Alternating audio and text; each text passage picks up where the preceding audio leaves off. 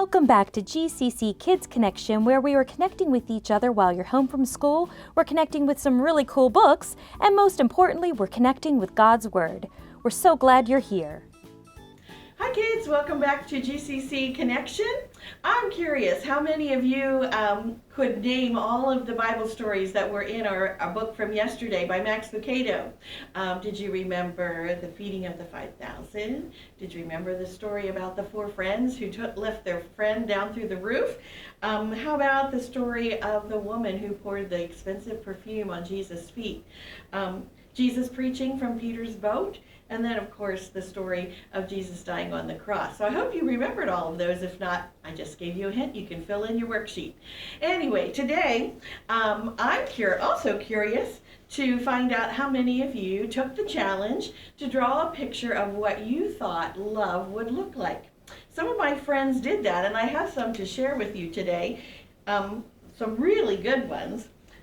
This is one by Eileen, and here she has: someone has fallen along the road, and she says, "Do you need help? Are you okay?" That's a cool way to show what love looks like, caring for one another and taking care of each other. Here's another one. Lena said that love is friendship. And absolutely, love is friendship. I love my friends. I love spending time with my friends.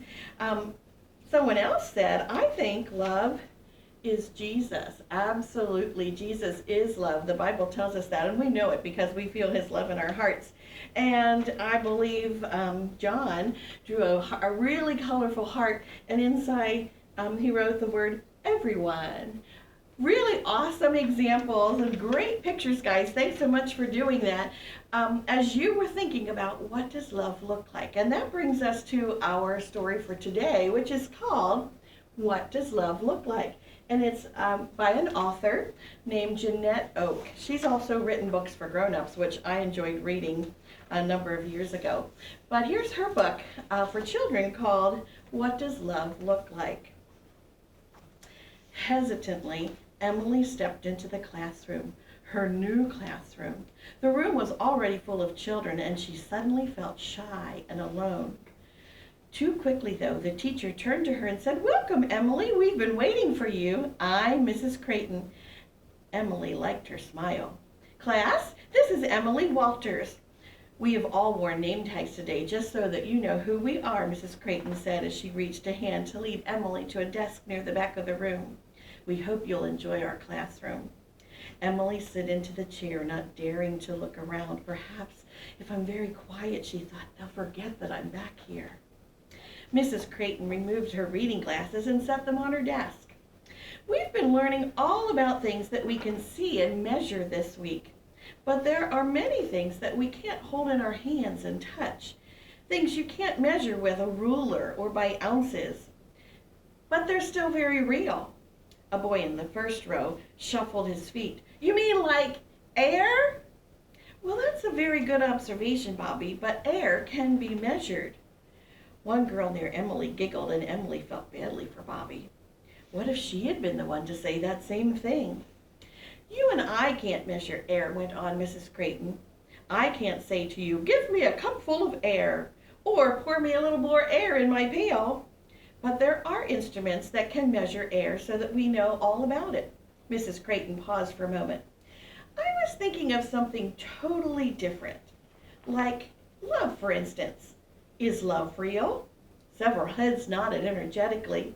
A few of Emily's classmates even dared to say yes in chorus. "But if we were to draw a picture of love, what do you think it would look like?" A girl with brown pigtails raised her hand and waved it like it was a flag, sparkling. Her eyes were sparkling. "Can we draw it?" she asked. Ugh, the whole class gave a groan, except for Emily. One boy spoke up, frustration edging his voice. "Teacher just said you can't draw it," he announced. "Well, maybe you can," broke in Mrs. Creighton. "Maybe you can't draw love like you could draw a bird or a tree, but it might be fun to draw the ideas. I think it's a wonderful plan, Liz." Another groan. A smile lit Mrs. Creighton's face. "Let's use your imaginations and think. Let's draw some pictures that help us to understand or to define what love is. Now, I know there are people who show you love in many different ways, so let's think about the feelings that you have, and let's draw about it. Emily frowned as she carefully took out her sheet of paper and her new box of crayons. It was hard enough to draw rabbits and cats, but love, what was she going to draw?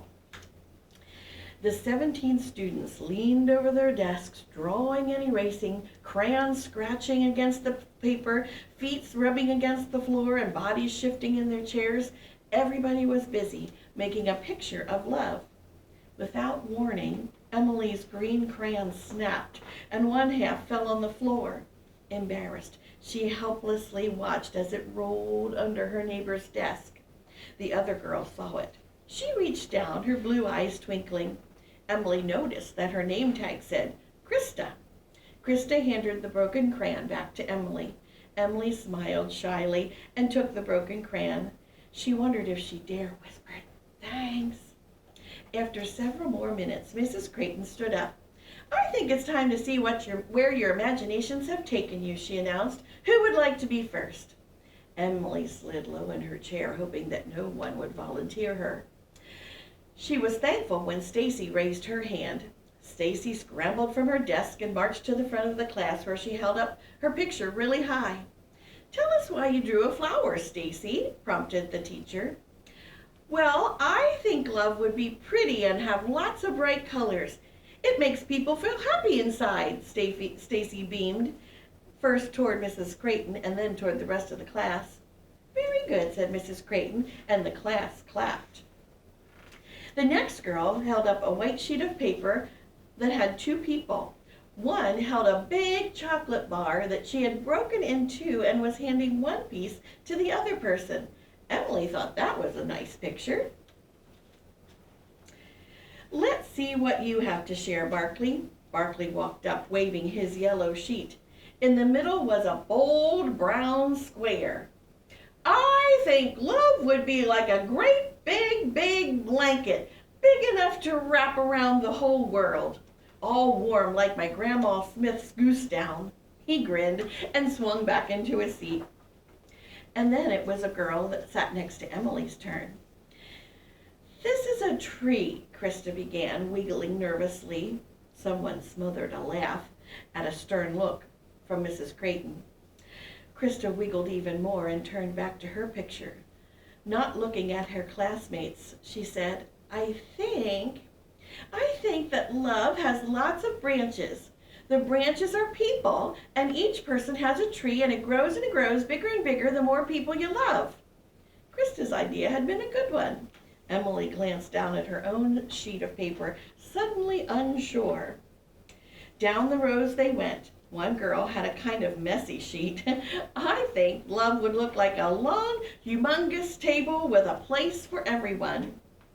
The next boy stomped up to the front of the room and held his picture in one hand, high above his head. It's like a big round globe, he explained. Everyone in the whole wide world is in it. Mrs. Creighton nodded. I hear many of you saying that love is for everyone, she said, and that is good, very good. A girl thumped to the front of the room on her crutches, and she held her paper under her arm. She stopped and tried to rub the creases with her palm before turning the orange paper toward the class. In a circle, there are no rough edges to hurt people, and no corners for anybody to get pushed into and not noticed. The circle can get larger and larger to let more people in. On they went down the rows. Emily felt the nervous tingle in her tummy leaving as she heard about happy faces, umbrellas, bright yellow suns, fuzzy slippers, and warm fireplace. There were so many good ideas about love. And then Mrs. Creighton said softly, and now, how about our new student, Emily? Do you have a picture for us?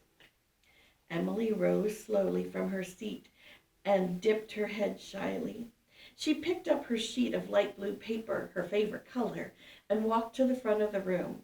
She didn't feel quite as new now, not quite as scared, but she still felt a little unsure about showing her class her picture. She took a deep breath and held it up. I think "This is how love looks," she said. To her surprise, her voice was even loud enough for the entire class to hear. For a long moment, the room was silent. A few of Emily's classmates wrinkled their foreheads in confusion, and others whispered to each other. Some nodded their heads, and 3 or 4 even smiled. The silence was broken with a loud sound of Mrs. Creighton's clapping hands. Others joined in until soon everyone was applauding. "I think we should put Emily's picture on the special merit board," suggested Stacy. With one nod and a smile, Mrs. Creighton took out some tape and handed it to Emily. No one rushed from the classroom when the recess buzzer sounded. They just all sat and watched as Emily walked to the special merit board and hung her picture up high where everyone could see it. And there's Emily's picture. What does love look like? Love looks like Jesus' love for us on the cross. That is so awesome. And guess what? One of our friends in Sunday school had the same idea. Here's another picture that I got. This one is Jordan's picture. He made a heart, and inside his heart are 3 crosses. And he also wrote the word family at the bottom of his picture. What does love look like?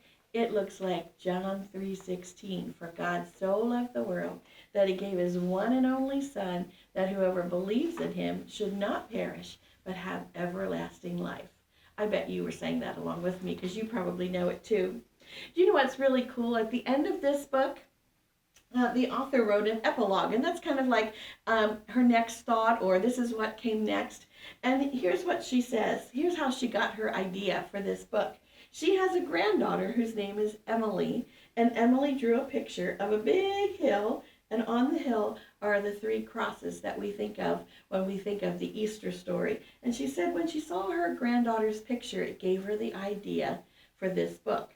And you know what? That's what authors do all the time. They take things that happen to them in real life, they take experiences that they have, and they've turned them into a book. So maybe while you are home, off school for the next couple of weeks, maybe you'll think about some activities that you like to do or some experiences that you have, and you could be like Jeanette Oak and turn it into a book. And how cool to think about, what does love really look like? Love looks like Jesus loving us with all of his heart, so much so that he gave his life for us. So my challenge for you today is, if you haven't had a chance to make a picture of that book, to go ahead and do that. And then I want you to think about all the ways that God loves you. Maybe make a list of, how does God show his love to you? Also, you might be thinking about ways that you can show God's love to others. Last week in my newsletter, I posted an address for a retirement home called Conestoga View.